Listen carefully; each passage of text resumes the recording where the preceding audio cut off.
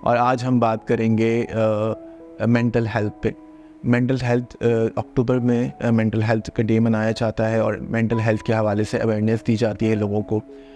اس سلسلے میں پاکستان میں جیسا کہ ہم جانتے ہیں کیونکہ ایک ترقی پذیر ملک، ایک تھرڈ ورلڈ کنٹری ہے، اور یہاں پر جس طرح کی معاشی صورتحال ہے، جس طرح کی سماجی صورتحال ہے، جس طرح کا امن کی صورتحال ہے،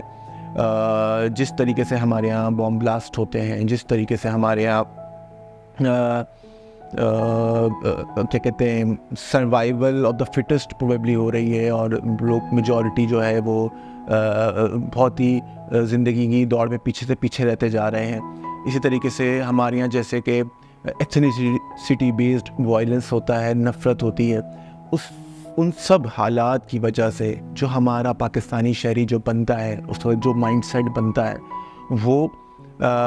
اس کو ذہنی مریض بنا دیتا ہے، اس کو ڈپریشن کا پیشنٹ بنا دیتا ہے، اس کو انزائٹی کا پیشنٹ بنا دیتا ہے.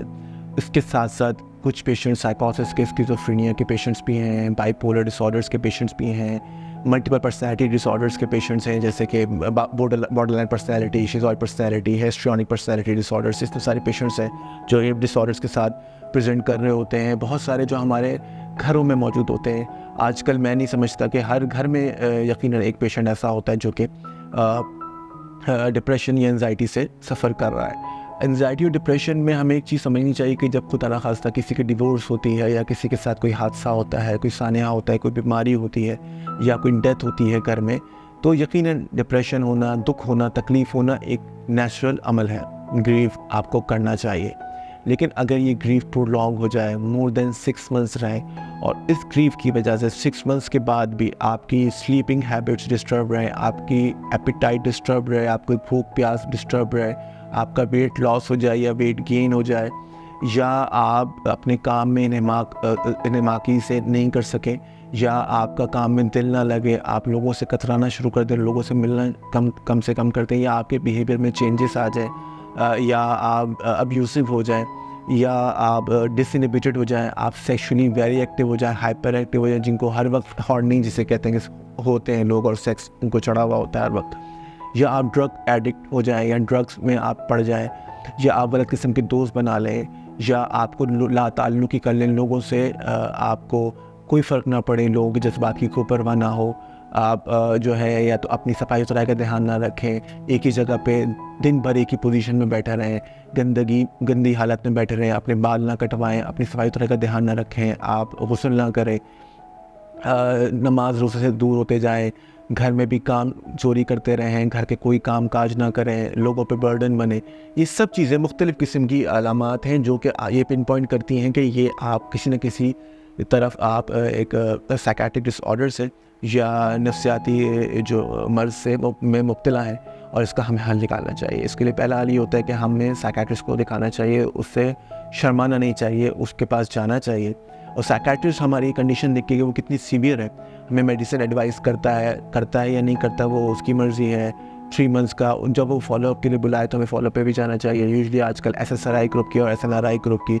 سلیکٹیو سیروٹونین ری اپٹیک انہیبیٹر اور سلیکٹیو نورابینفرین ری اپٹیک انہیبیٹر، یہ دونوں دوائیاں یوز ہو رہی ہیں جو کہ بہت کامنلی یوز ہوتی ہیں، اور اس سے لوگوں کو بہت فرق بھی آتا ہے. ایون جو ڈائبٹک پیشنٹس ہیں اور بلڈ پریشر کے پیشنٹس ہیں، جو کرونک پیشنٹس ہیں، کینسر پیشنٹس ہیں، ہم ان کو بھی یہ دوائیاں دیتے ہیں کیونکہ وہ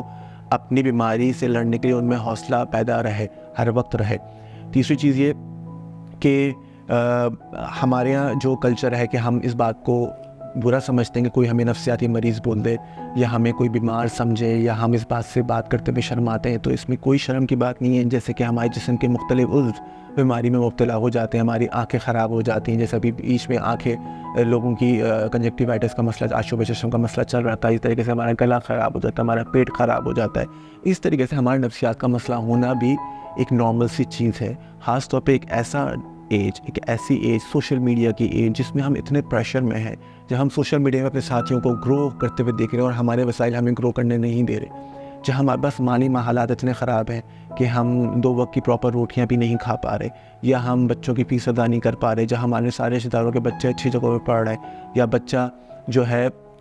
اپنے بہنوں کی شادی نہیں کر پا رہا، باپ اپنی بیٹیوں کی شادی نہیں کر پا رہا. تو یہ سب چیزیں انسان کو بہت سارے ڈپریشنس میں، بہت ساری قسم کے نفسیاتی امراض میں مبتلا کر دیتے ہیں، اور پھر اس کا جو ہے نکل کے جو آتا ہے وہ بہت ساری صورتحالوں میں نکل کے آتا ہے. کچھ کو باڈی ایکس رہنا شروع ہوتے ہیں، فائبرومائلجیا جسے ہم کہتے ہیں، کچھ کو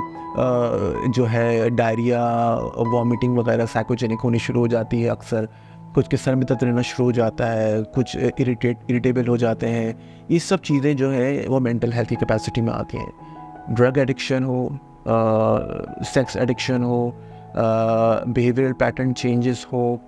ہماری لائف سٹائل کی ایبرپٹ چینجز ہو، ہمارا ویٹ لاس یا ویٹ گین ہو، ہمارے سلیپنگ پیٹرن ڈسٹربنسز ہو، ہمارے ایٹنگ یا جو وہ ہے ایپیٹائٹ کا پیٹرن کے ڈسٹربنسز ہو، یہ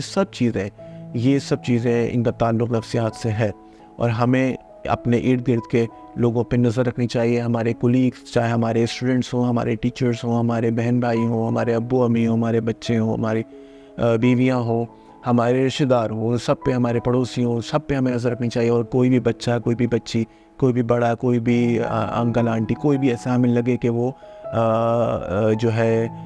اس طرح کے امراض میں مبتلا لگ رہے ہیں، تو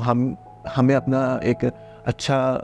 انسان، معاشرے کا کارآمد شہری ہونے کا فرض نبھاتے ہوئے ان کو ڈاکٹر تک لے جانا چاہیے. اور اس کے بعد پھر سائیکالوجسٹ کی ضرورت اگر پڑتی ہے، کاؤنسلنگ کی ضرورت پڑتی ہے، تو وہ بھی یقیناً ایک بہت اچھا عمل ہوتا ہے. امید ہے کہ جو آج ہم نے باتیں ڈسکس کی ہیں اس پہ ہم عمل بھی کریں گے، اور اللہ تعالیٰ ہمیں ان سب امراض سے محفوظ بھی رکھیں. آمین.